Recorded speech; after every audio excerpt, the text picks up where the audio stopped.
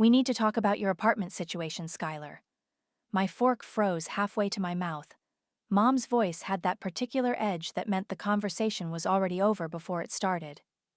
I set down my fork and looked around the dining room table at my family's faces. Dad's jaw was set in that stubborn line I knew too well. My brother Frankie was trying not to smirk. His fiancée Quinn sat beside him, perfectly manicured hands folded, looking like butter wouldn't melt in her mouth. "What about my apartment?" I asked, though something cold was already settling in my stomach. "Well," Mom continued, cutting her roast with surgical precision, "Frankie and Quinn need a place to live after the wedding, something temporary while they look for a house to buy." I blinked. "Okay. There are plenty of rental listings online." "Your place is perfect," Dad interrupted. "2 bedrooms, great location, and you're barely there anyway with your work schedule." The room went silent except for the clink of silverware. I looked at Frankie, who was now openly grinning. "You want me to give up my apartment?" "Not give up," Quinn said sweetly. "Share. We'd be happy to split the rent with you. It's a 1-bedroom. The living room has great natural light," Frankie said. "You could set up a nice little area there." My name is Skylar Fleming, and I've spent 28 years watching my family treat me like an afterthought. But this was a new low, even for them. "I'm not sleeping on my own couch so you two can play house in my bedroom." "Skylar," Mom's voice sharpened. "Don't be dramatic." "I'm being dramatic? You're asking me to give up my home." "It's just an apartment," Dad said. "Family comes first." "I am family." "You're being selfish," Mom snapped. "Frankie's getting married. This is a big step for him and Quinn. They need stability." "And I don't?" Frankie leaned back in his chair, arms crossed. "Come on, Sky. It's not like you have anyone to impress. When's the last time you even had a date over?" Heat flashed through me. "That's not the point." "The point," Dad said, his voice rising, "is that your brother needs help, and you're too stubborn to provide it." "I work 60 hours a week to afford that place." "And Frankie works too," Mom said. "Construction isn't easy money." I almost laughed. Frankie worked for Dad's company when he felt like it, spent most afternoons at the bar, and somehow always had money for new trucks and expensive dinners. But sure, let's pretend he was struggling. "This is insane," I said. "You can't just decide to give away my apartment." "We're not giving it away," Quinn said, her voice sickeningly reasonable. "We're asking you to be flexible. Families should support each other." "Where exactly am I supposed to live?" "Your old room is exactly as you left it," Mom said. "It'll be nice having you home again." My old room, with the twin bed and boy band posters I'd been too sentimental to take down, at 28. "This is ridiculous. I'm not doing it." The temperature in the room dropped 10 degrees. Dad set down his knife and fork with deliberate precision. "Skylar Marie Fleming, you will stop this selfish behavior right now." "It's not selfish to want to keep my own home." "It's selfish to put your comfort above your family's needs," Mom said coldly. "Some daughters would be happy to help their brother start his new life. Some daughters get treated like they matter." "You matter," Frankie said, but his tone was mocking. "You matter so much that we're including you in our plans. By kicking me out of my own place." "By asking you to make a small sacrifice," Quinn corrected. "Temporarily." I looked around the table again, 4 faces staring at me with varying degrees of disappointment, anger, and smugness, not 1 ounce of understanding or sympathy. "How long is temporary?" "Just until we find something to buy," Frankie said. 6 months, maybe a year." A year. They wanted me to give up my apartment for a year. And if I say no? The silence stretched until Dad spoke, his voice deadly quiet. "Then you'll show us exactly what kind of person you really are." I reached into my purse and pulled out my keys. The apartment key felt heavier than usual as I worked it off the ring. I set it on the table next to my untouched plate. "Fine, you win." Frankie's grin was triumphant. Quinn squeezed his arm. Mom looked relieved. Dad nodded like I'd finally come to my senses. But they have no idea who really owns the place they're taking. The twin bed creaked every time I moved. I'd forgotten how much I hated that sound. "Skylar, breakfast!" Mom called from downstairs. I stared at the ceiling of my childhood bedroom, surrounded by faded posters of bands I'd outgrown a decade ago. My clothes were crammed into the same small dresser I'd used in high school. My laptop balanced precariously on the tiny desk where I used to do homework. This was my life now, 28 years old and back in my parents' house like some kind of failure. My phone buzzed. A text from Frankie. "Thanks again for being so cool about this. Quinn loves the place already." I deleted it without responding. Downstairs, Mom was humming while she scrambled eggs. She looked happier than I'd seen her in months. "Sleep well, honey?" "Like a baby," I lied, pouring coffee into my old high school mug, the one with the chip on the handle. "Frankie called this morning. He and Quinn are going furniture shopping today. Isn't that exciting?" "Thrilling." Mom shot me a look. "Don't be sour, Skylar. This is a good thing you're doing." "Right, good thing." Dad walked in, already dressed for work. "Morning, sweetheart. How's the job hunt going?" "What job hunt?" "Well, you'll need something closer to home now. That commute to the city will be murder from here." I stared at him. "I'm not quitting my job. 2 hours each way? That's not sustainable." "I'll manage." He shrugged and grabbed his travel mug. "Your choice, but don't come crying to us when you're exhausted all the time." After they left, I sat in the kitchen scrolling through my phone. Quinn had already posted Instagram stories from our new place. My couch, my kitchen, my view of the park. The caption read, "New chapter begins. So grateful for family who support our dreams. Blessed new beginnings." I wanted to throw my phone across the room.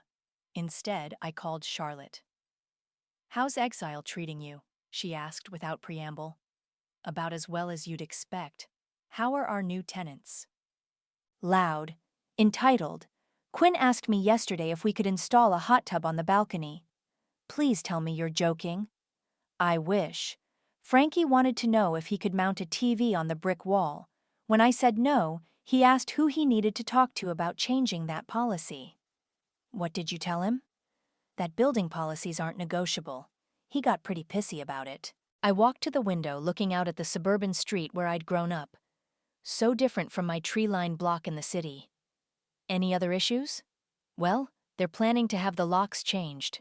Frankie called this morning asking for the contact information for our locksmith."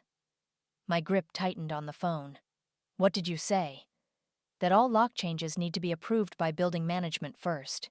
He said he'd call back with details." "Don't approve it." "Obviously, but Sky, they're going to push back hard on this." "Let them push." Charlotte was quiet for a moment. "You sure you want to play it this way? It's going to get messy." "It's already messy." "Fair point. Oh, and Amara from 4B stopped by the office yesterday. She's not happy about the noise levels." Amara was the tenant who lived below my apartment. Quiet, professional, kept to herself. If she was complaining, things were bad. "What kind of noise?" "Music until midnight, stomping around, something about power tools." "Power tools?" "Apparently Frankie's doing some improvements without permission." I closed my eyes. Of course he was. "Document everything, Charlotte. Every complaint, every violation, every unauthorized change." "Already on it. You want me to send warning letters?" "Not yet. Let them dig their hole a little deeper first." After I hung up, I opened my laptop and pulled up the property management files. Everything was there, neat and organized. Purchase agreements, LLC documentation, tenant records. 3 years of careful planning and strategic investment. My phone rang. Frankie. "Hey, Sky, quick question. The property manager is being weird about some stuff. Can you talk to her?" "What kind of stuff?" "Just normal apartment stuff. We want to change the locks, maybe do some updates. She's acting like we need permission for everything." "You do need permission. It's a rental." "Come on. You lived there for 2 years. You never had to ask permission to hang pictures or whatever. Because I owned the building, I thought. But what I said was, what exactly are you trying to do? Nothing major. Quinn wants to paint the bedroom. I'm installing some shelves. Basic stuff. Did you read your lease? Who reads leases? It's just paperwork. Frankie, you can't just… Look, can you call Charlotte and tell her to back off? She's being a real pain about this. I'm not calling anyone. Follow the lease terms. Seriously? You're going to be difficult about this too. I'm not being difficult. I'm telling you how rental properties work. Whatever. We'll figure it out ourselves. He hung up. I stared at my phone, then opened my text messages and started typing. Charlotte, they're going to try to go around building management. Be ready. Her response came immediately. Already expecting it. This is going to be fun. Fun wasn't the word I'd use, but it was definitely going to be something. The group text started at 7 a.m. Frankie, your property manager friend is a total bitch. Quinn, she literally won't let us change our own locks. This is insane. Frankie, Sky, you need to fix this now. I was barely awake, squinting at my phone in the dim light of my childhood bedroom. More messages kept coming.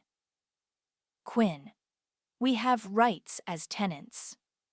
Frankie, she's doing this because she knows Sky lived here before.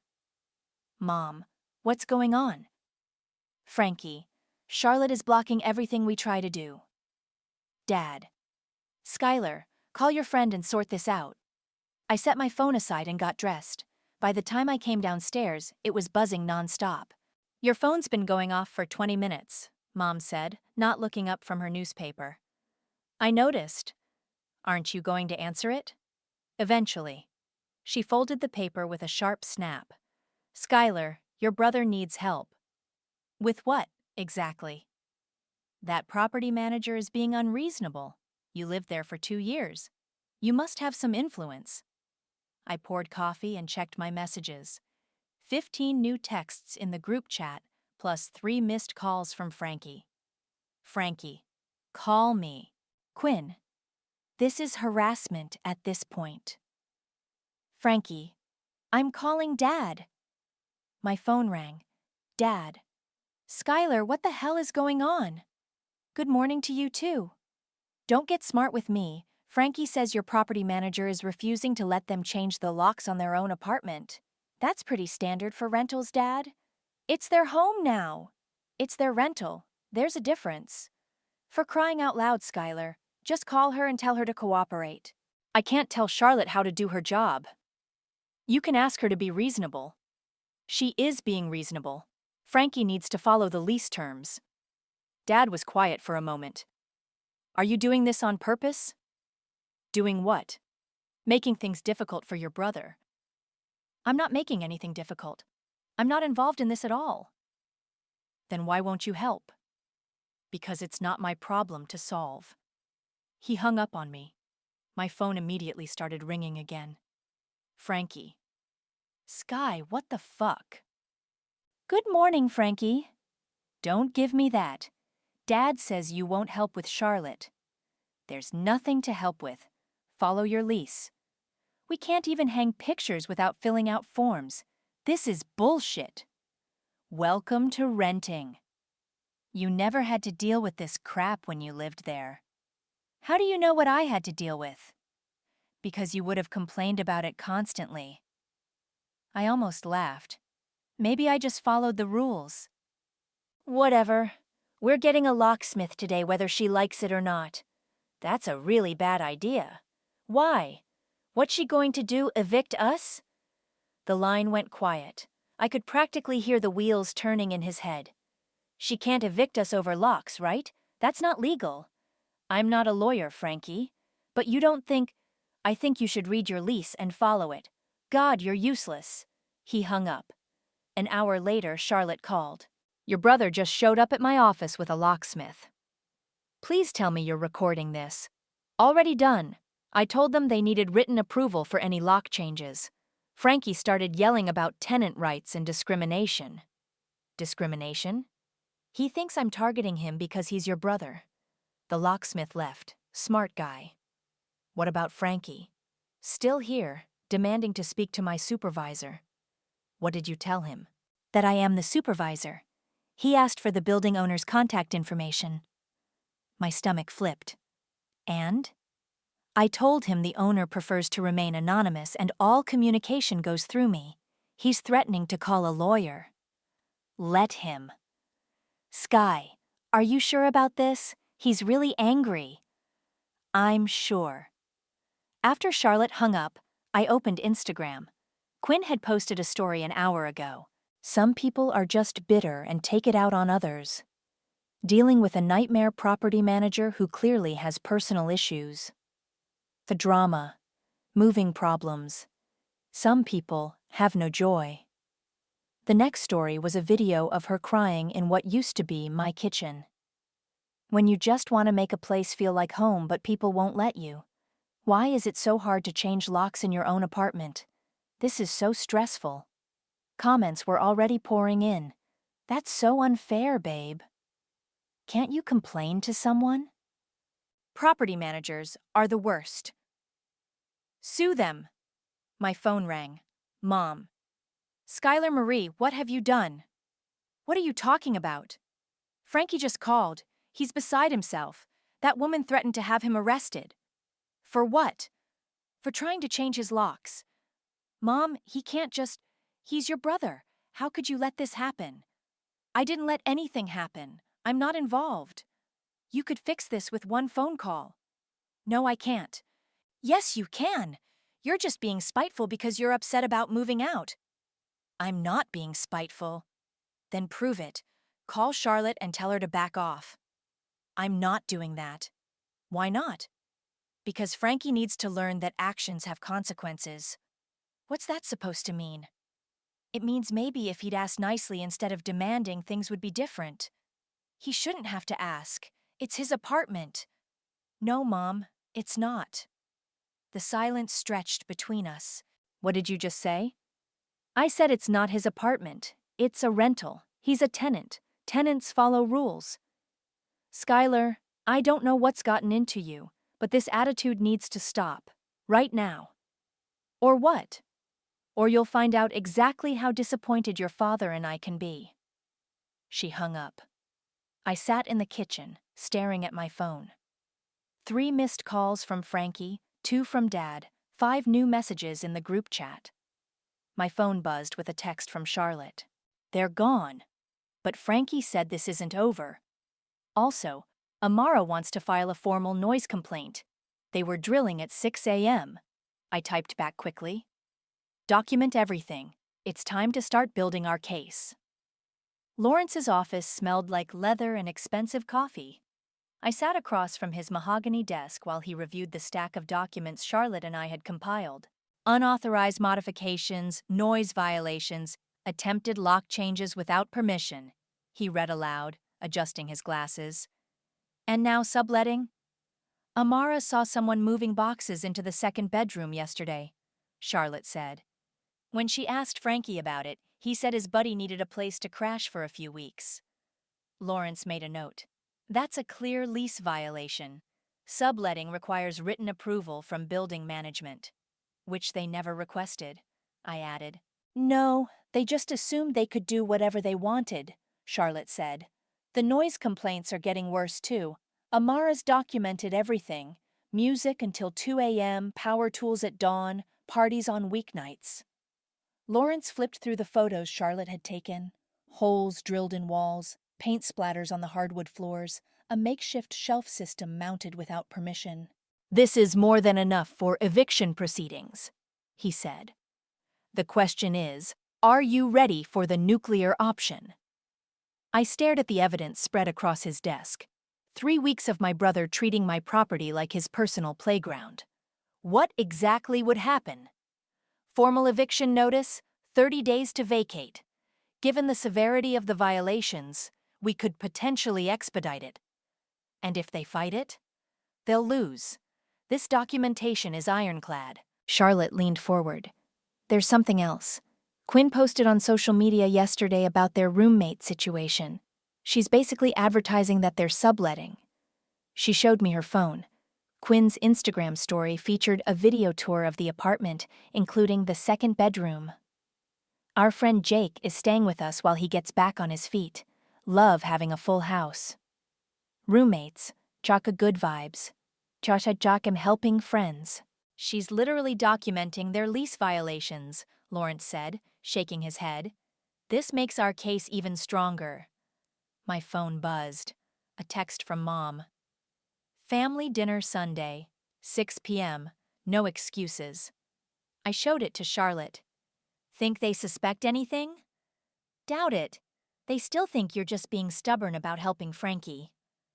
Lawrence gathered the documents into neat piles. I can have the eviction notice ready by tomorrow. But Skylar, once we serve this, there's no going back. Your family will know you own the building. They'll know eventually anyway. True, but this will be dramatic. Good. Charlotte raised an eyebrow. You sure about that? Your parents are going to lose their minds. They should have thought about that before they decided to give away my apartment. Lawrence pulled out a legal pad. I'll need you to sign off on the eviction proceedings. Charlotte will serve the notice as property manager. We should also discuss your long-term strategy. What do you mean? After the eviction, your family relationships will be complicated. They're already complicated.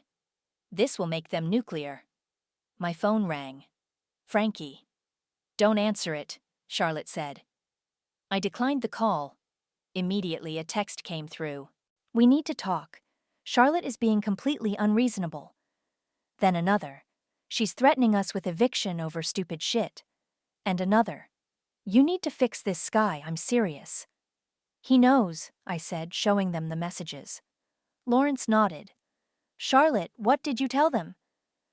Just that continued lease violations could result in eviction proceedings.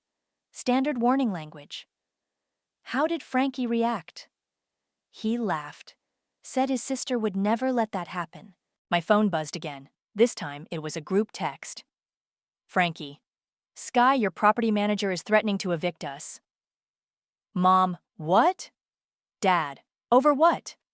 Frankie, bullshit noise complaints and paperwork. Quinn, this is harassment. Mom, Skylar, call me right now. I turned my phone face down. They're panicking, Charlotte observed. Good, let them panic. Lawrence finished writing and slid a document across the desk. Eviction authorization, sign here, here, and here. I picked up the pen. For a moment I hesitated. Once I signed this, everything would change. My family would never forgive me. There would be no going back to awkward dinners and forced politeness. But they'd made their choice when they decided I didn't matter. I signed all 3 lines. When do we serve it? I asked. I can have Charlotte deliver it tomorrow morning, Lawrence said. Actually, I said slowly, I have a better idea. My mom wants a family dinner Sunday. What if we do it then? Charlotte's eyes widened. In front of everyone? Why not? They made the decision to take my apartment as a family. They can face the consequences as a family, too. Lawrence looked concerned. That's very public, very dramatic. They like drama. Let's give them some. My phone was buzzing nonstop now. Missed calls from Mom, Dad, Frankie. Angry texts demanding I call back immediately. What should I tell them? I asked.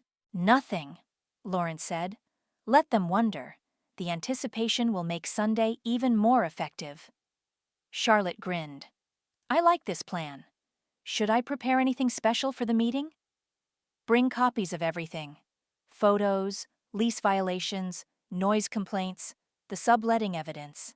I want it all laid out clearly. What about your parents? Lawrence asked. They're going to be blindsided. They blindsided me first. I stood up and shook Lawrence's hand. Sunday at 6 p.m. My parents' house. This is going to be interesting, Charlotte said. That's one word for it. As we left Lawrence's office, my phone rang again. Mom. This time I answered. Skylar, thank God. What is going on? Hi, Mom. Looking forward to Sunday dinner. Forget Sunday dinner. Frankie says Charlotte is threatening eviction. That sounds like something you should discuss with Frankie. I'm discussing it with you. You need to fix this. I'll see you Sunday, Mom. Skylar, don't you dare hang up on. I hung up. Charlotte was staring at me. You're really doing this. I'm really doing this. Your mom sounded pretty upset. She should be. Some daughters just can't put family first. The words tasted bitter, but they felt right. Sunday was going to change everything. I arrived at my parents' house at exactly 6 p.m., wearing my best navy suit and carrying a leather briefcase. Charlotte and Lawrence pulled up behind me in separate cars. Mom opened the door, took one look at my outfit, and frowned. Why are you dressed like you're going to court? Is everyone here? Skylar, what's going on? You look so formal. Where is everyone, Mom? She led me to the dining room where Dad, Frankie, and Quinn sat around the table. The tension was thick enough to cut with a knife. Finally, Frankie said. Now maybe we can get this Charlotte situation sorted out. The doorbell rang. I'll get it, I said. Mom grabbed my arm. Who else is coming? Some people who can help resolve the apartment issues. I opened the door. Charlotte stood there in a crisp business suit, holding a thick folder. Lawrence was behind her, briefcase in hand. Good evening, Skylar, Lawrence said formally. Thank you for arranging this meeting. Mom's face went white. Who are these people? Charlotte, you know. This is Lawrence, my attorney. Your attorney? Dad's voice boomed from the dining room. What the hell do you need an attorney for? We walked into the dining room. Frankie jumped up from his chair. What is this? Some kind of ambush? Please, everyone sit down, Lawrence said calmly. We have some important matters to discuss regarding the apartment at 847 Maple Street, Unit 3A. Quinn grabbed Frankie's arm. This is insane. Why do we need lawyers for a rental dispute? Because, I said, taking a seat across from them, this isn't just a rental dispute. Charlotte opened her folder and spread documents across the table. These are copies of the lease agreement signed by Frankie and Quinn, along with documentation of multiple violations. Violations? Mom said weakly.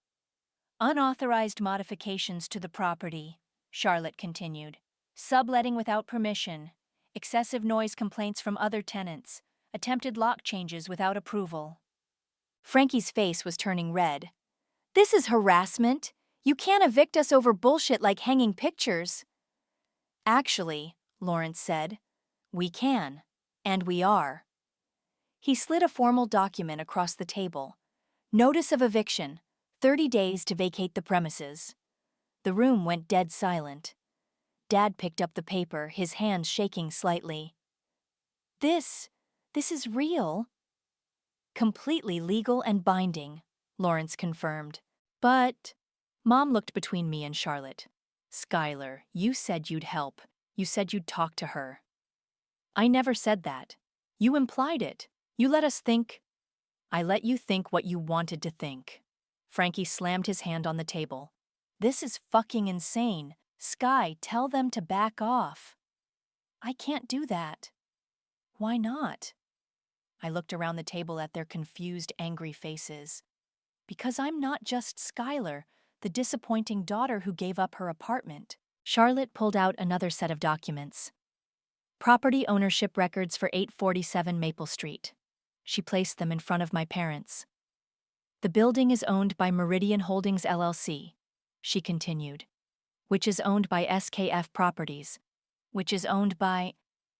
She looked at me. Me, I said quietly. I own the building. The silence was deafening. Mom stared at the papers like they were written in a foreign language. What? I bought the building 3 years ago. I'm your landlord. Dad's face went through several colors. That's impossible. The documentation is all there. Purchase agreements, LLC filings, property records, all legal, all legitimate. Frankie was shaking his head. No, this is some kind of joke. It's not a joke, Lawrence said. Your sister has been the building owner since 2021. She's been paying property taxes, handling maintenance, managing tenant relations. Through Charlotte's company, I added. I preferred to keep my ownership private. Quinn finally found her voice. You've been our landlord this whole time? Yes. And you're evicting us? Yes. Mom stood up abruptly, her chair scraping against the floor. This is sick, Skylar. This is twisted. What's twisted is forcing your daughter to give up her home so your son can play house. We didn't force anything. You gave me an ultimatum. Give up my apartment or show you what kind of person I really am. Well, here I am. Dad was reading through the ownership documents, his face getting redder by the minute. How did you afford this? The down payment alone? I've been saving since college, working 60-hour weeks, living below my means, investing carefully. While Frankie was buying trucks and taking vacations, I was building a future. You lied to us, Mom whispered. I kept my business private. There's a difference. Frankie suddenly lunged forward, grabbing the eviction notice. You can't do this. We have rights. You have the rights outlined in your lease, Lawrence said calmly, which you violated repeatedly. This is revenge.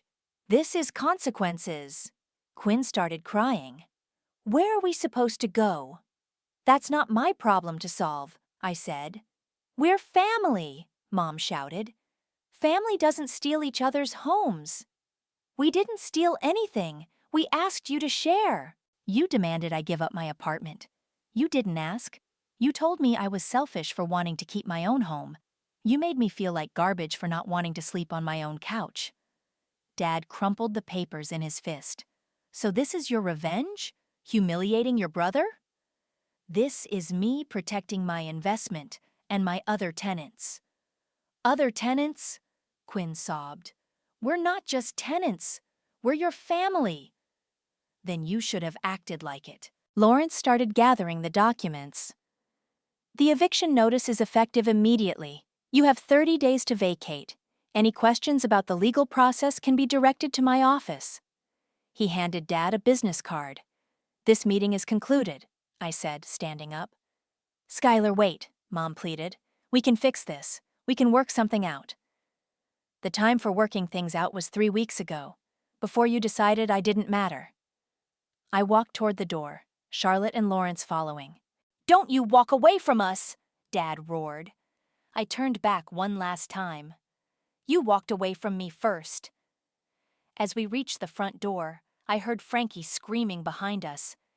You'll regret this, Sky. Family is all you have. You'll regret this. My hands were shaking as I got into my car, but I didn't look back. My phone started ringing at 6:47 a.m. Mom. I let it go to voicemail, then listened to the message while getting dressed. Skylar, we need to talk. Your father didn't sleep all night. Please call me back. We can figure this out. The next call came at 7:15. Dad. Skylar Marie, you pick up this phone right now. This family meeting nonsense ends today. Call me back. By 8 a.m., I had 12 missed calls and 23 text messages. I turned my phone to silent and went to work. Charlotte called my office line around noon. How bad is it? I asked. Your mom showed up at the building this morning. She wanted to inspect the property and verify the ownership documents. What did you tell her? That all property inquiries go through legal counsel. She started crying in the lobby. And Frankie? He's been calling every hour demanding to speak to the real owner. When I told him he was speaking to the property manager, he accused me of being part of some elaborate scam. A scam? He thinks you're paying me to pretend you own the building. He can't wrap his head around the fact that his little sister is his landlord. My desk phone rang. The receptionist. Skylar? There's a woman here to see you. Says she's your mother? I closed my eyes. Send her up. Mom looked like she'd aged 5 years overnight. Her eyes were red and puffy, her usually perfect hair disheveled. We need to talk, she said, closing my office door behind her. Mom, you can't just show up at my workplace. You won't answer your phone. Because there's nothing to discuss. She sat down across from my desk, clutching her purse like a lifeline. Skylar, please, help me understand this. Understand what? How my daughter became someone I don't recognize. I'm the same person I've always been. You just never bothered to really see me. That's not true, isn't it? When did you last ask about my job, my goals, my life outside of what I could do for Frankie? Mom's lip trembled. We've always been proud of you. No, you've always been proud of Frankie. I was just there. You're being dramatic. Am I? Name one time in the last 5 years you've called me just to see how I was doing. Not because you needed something, not because Frankie needed something, just because you wanted to talk to your daughter. The silence stretched between us. I thought so, I said. This isn't about attention, Skylar. This is about family. You're right. It is about family. It's about how family members should treat each other with respect. We do respect you. You demanded I give up my home. You called me selfish for wanting to keep it. You made me feel like garbage for not wanting to sleep on my own couch so Frankie could have my bedroom. Mom wiped her eyes. We thought it would be temporary. And you thought I'd just accept it because I always accept it. Quiet Skylar, accommodating Skylar, she'll go along with whatever we decide. That's not. It is exactly that. And now you're shocked that I had the audacity to own property, to be successful, to have power. We're shocked that you'd use that power against your own family. I'm using it to protect my investment and my tenants. Frankie and Quinn violated their lease repeatedly. Any other landlord would have evicted them weeks ago. Mom leaned forward. But you're not any other landlord. You're his sister. And he's my brother. That should have meant something when you all decided to take my apartment. My phone buzzed. A text from Charlotte. Amara filed another noise complaint. Frankie's having a meltdown in the hallway. Should I call security? I showed Mom the message. This is what your son is doing right now. Having a tantrum in my building. He's upset. He's disturbing other tenants. Again. Mom stood up, pacing to the window. There has to be a way to fix this. There is. Frankie and Quinn can pack their things and move out quietly. No drama, no scene. Just go. And then what? They move back in with us? A 31-year-old man and his fiancée living in his childhood bedroom? That sounds like a problem you should have considered before you gave away my apartment. We didn't give it away. We asked you to share. You told me to give it up. There's a difference. Mom turned back to me, tears streaming down her face. How could you do this to us? How could you humiliate us like this? I didn't humiliate you. Your actions humiliated you. The whole neighborhood is going to know about this. Know about what? That your daughter is successful? That she owns property? That she won't let people walk all over her? They'll know that our family is broken. Our family was already broken, Mom. I just stopped pretending it wasn't. My office phone rang. I ignored it. Please, Mom whispered. There has to be something we can do. Some way to make this right. You want to make it right? Apologize. Acknowledge that what you did was wrong. Admit that you never should have demanded I give up my home. And then you'll stop the eviction? No. Then what's the point? The point is that maybe someday we can have an honest relationship, but that starts with honesty. Mom stared at me for a long moment. I don't know who you are anymore. I'm your daughter who got tired of being invisible. She walked to the door, then turned back. Your father wants to disown you. That's his choice. And Frankie? Frankie is talking about doing something drastic. What kind of drastic? I don't know. He's so angry, Skylar. I've never seen him like this. Then maybe you should focus on calming him down instead of trying to change my mind. Mom opened the door. This isn't over. Yes, it is. After she left, I called Charlotte.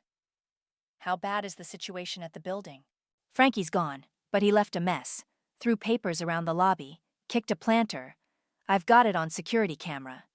Send the footage to Lawrence. Add it to the file. Skylar, are you sure you want to keep pushing this? Your family seems pretty desperate. Desperate people make bad choices. Document everything. Will do. Oh, And Amara wants to thank you personally. She said she's never had a landlord actually protect tenants before. For the first time all day, I smiled. Tell her she's welcome. The eviction was scheduled for 10 a.m. on a Tuesday. I took the day off work and arrived at the building at 9:30, finding Charlotte already there with the sheriff's deputy and a moving crew. Any word from them? I asked. Radio silence since yesterday. Their stuff is still in the apartment. The deputy, a tired-looking man in his 50s, checked his paperwork. Standard eviction, 30 days expired yesterday.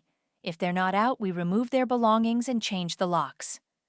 At exactly 10 a.m., we went upstairs. Charlotte knocked on the door. Frankie, Quinn, this is Charlotte from building management. We need to execute the eviction order. Silence. She knocked again. If you don't answer, we're coming in. The deputy nodded to Charlotte, who used her master key.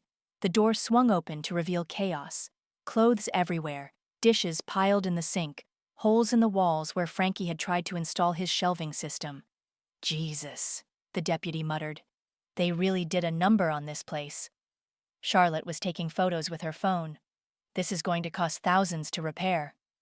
Add it to their bill, I said. The movers started boxing up belongings. I walked through what used to be my pristine apartment, cataloging the damage. Paint splatters on the hardwood floors, scratches on the walls, a burn mark on the kitchen counter. My phone buzzed. A text from an unknown number. Hope you're happy. You destroyed our family. Then another. This isn't over. Charlotte, are you getting threatening texts? She checked her phone. Nothing yet. Why? I showed her the messages. She frowned. That's Quinn's number. I recognize it from the lease application. The deputy overheard. You want to file a report? Not yet, but document everything. It took 3 hours to clear out the apartment, box after box of belongings, loaded into a truck and taken to storage. The deputy posted a notice on the door. Premises legally vacated by order of the court. That's it, Charlotte said. They're officially out. I stood in the empty apartment, looking at the damage. My beautiful hardwood floors, scarred and stained. Walls that would need to be repaired and repainted. It would take weeks to get the place back to rental condition.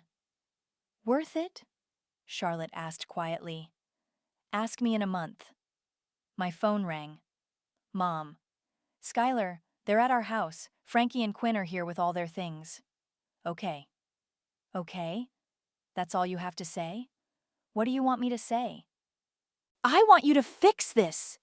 They're devastated. Quinn hasn't stopped crying. They had 30 days to find another place. 30 days isn't enough time. It's what the law requires. Forget the law.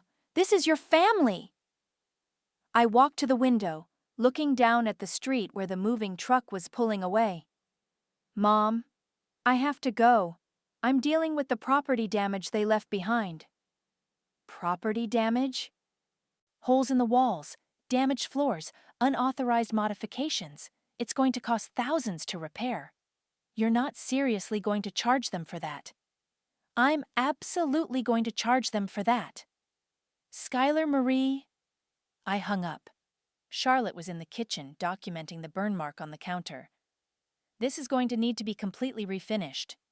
Send the estimate to Lawrence. Add it to their outstanding balance. Along with the unpaid rent? They owe rent? Last month. Check bounced yesterday. I laughed, but there was no humor in it. Of course it did. My phone buzzed with a notification. Quinn had posted on Instagram.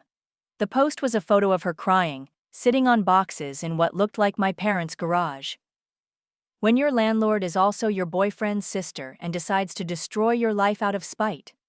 Homeless because family can't forgive. Some people have no heart. Homeless, check your family drama, check betrayed, check karma. The comments were already pouring in. OMG. What happened? That's so messed up. Family should never do this to family. Sue her. This is why I don't trust landlords. Charlotte looked over my shoulder. She's really going for the sympathy angle. Let her. Anyone who knows the real story won't buy it. But as I scrolled through the comments, I realized most people didn't know the real story. They just saw a crying woman claiming to be victimized by her boyfriend's sister. My phone rang, a number I didn't recognize. Hello? Is this Skylar? This is Janet from Mom's Book Club. I just wanted to say that what you did to that poor girl is absolutely shameful. I hung up. It rang again immediately. Another unknown number.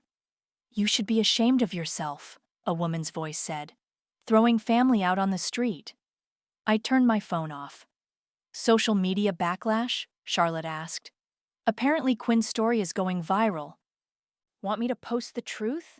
I've got photos of all the lease violations, the property damage, everything. No, let them have their narrative. The people who matter know what really happened. But as we locked up the apartment and headed downstairs, I wondered if that was true. Did the people who matter really know? Or were they all getting Quinn's version of events? In the lobby, I ran into Amara. Skylar, I wanted to thank you. It's been so quiet since they left. I actually got a full night's sleep. You're welcome. I heard some people are giving you grief about the eviction. I just want you to know that you did the right thing. They were terrible tenants. I appreciate that. If you need a character witness or anything, I'm happy to help. I documented everything. The noise, the parties, the way they treated other tenants. They were bullies. As I walked to my car, my phone buzzed with a text from Dad. Your brother is talking about taking this to the media. Local news wants to do a story about landlords who evict family members. You need to stop this before it goes too far. I typed back quickly. He can do whatever he wants. I have nothing to hide. This will ruin our family's reputation. Our family's reputation was ruined the moment you decided I didn't deserve basic respect. Come home. We need to talk. I am home, in my own apartment, in my own building. I didn't wait for his response. The local news story aired on Thursday evening. I watched it from my newly renovated apartment, a glass of wine in hand. Tonight, at 6, a family feud turns ugly when a local woman evicts her own brother from his apartment. Quinn Grant says her boyfriend's sister used her power as a landlord to destroy their lives out of spite. The camera cut to Quinn, sitting in my parents' living room, dabbing her eyes with tissues. She knew we had nowhere else to go. She knew we were planning our wedding. But she didn't care. She just wanted revenge because she was jealous of our happiness. Then Frankie appeared on screen, his face red with anger. My sister has always been bitter and jealous. The minute she got a little power, she used it to hurt family. What kind of person does that? The reporter's voiceover continued, but there may be more to this story than family drama. The camera switched to Amara, standing in the building's lobby. They were the worst tenants I've ever encountered. Loud music at all hours, unauthorized construction, parties every night. When I complained, they told me to mind my own business. The landlord did what any responsible property owner would do.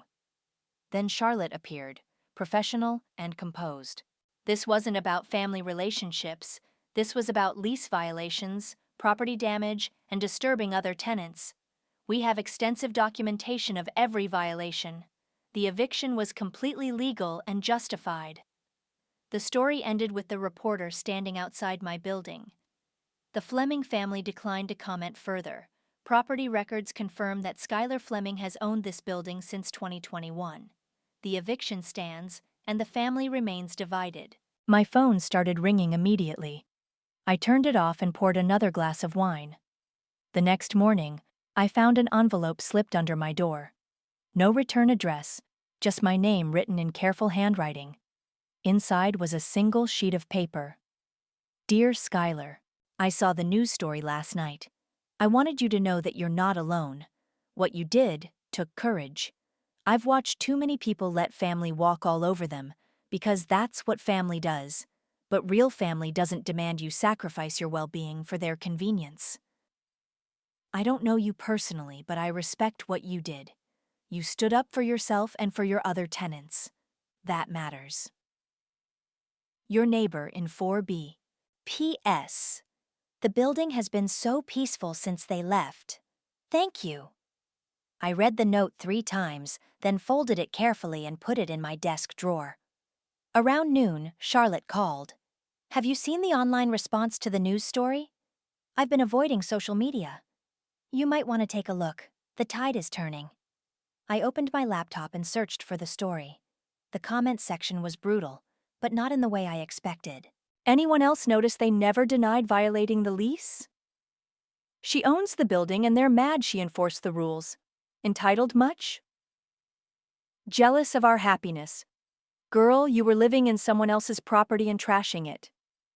Property damage, noise violations, unauthorized subletting, yeah, that's grounds for eviction. Family or not, you can't just do whatever you want in a rental. My phone buzzed with a text from an unknown number. This is getting out of hand. We need to talk. Frankie. I deleted it without responding.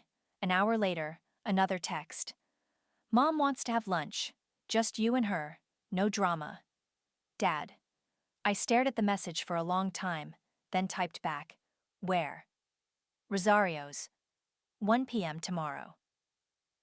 Mom was already seated when I arrived at the restaurant, looking smaller somehow. Older. She stood up when she saw me, and for a moment I thought she might hug me. Instead, she just gestured to the chair across from her. Thank you for coming. What do you want, Mom? I want to understand.